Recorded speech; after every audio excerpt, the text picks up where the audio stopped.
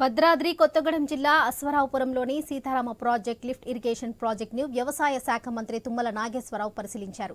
Irrigation శాఖ అధికారులతో కలిసి ఆయన మొదటి పంప్ హౌస్ ద్వారా నీటిని విడుదల చేసేందుకు ట్రయల్ రన్ నిర్వహించారు. ఈ ట్రయల్ రన్ విజయవంతమైంది. తర్వాత మంత్రి తుమ్మల పంప్ హౌస్ సందర్శించి డీఈని వివరాలు అడిగి తెలుసుకున్నారు. 6 పంపుల ద్వారా 9,000 క్యూసెక్ల నీటిని విడుదల చేయనున్నట్లుగా లిఫ్ట్ ఇరిగేషన్ అధికారులు మంత్రి తుమ్మలకు వివరించారు.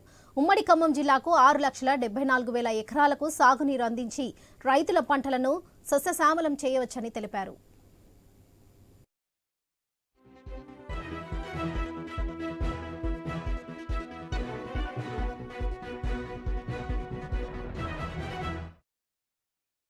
నా జీవితంలో నా రాజకీయ ఆకాంక్ష ఖమ్మం జిల్లా ప్రజల చిరకాల కోరిక.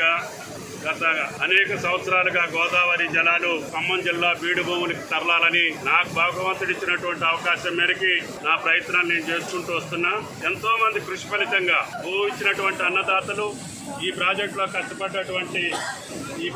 కష్టపడ్డటువంటి రైతులు, భూములు ఇచ్చినటువంటి అందరికీ కూడా నేను అందరికీ పాదాభివందనం చేస్తున్నా.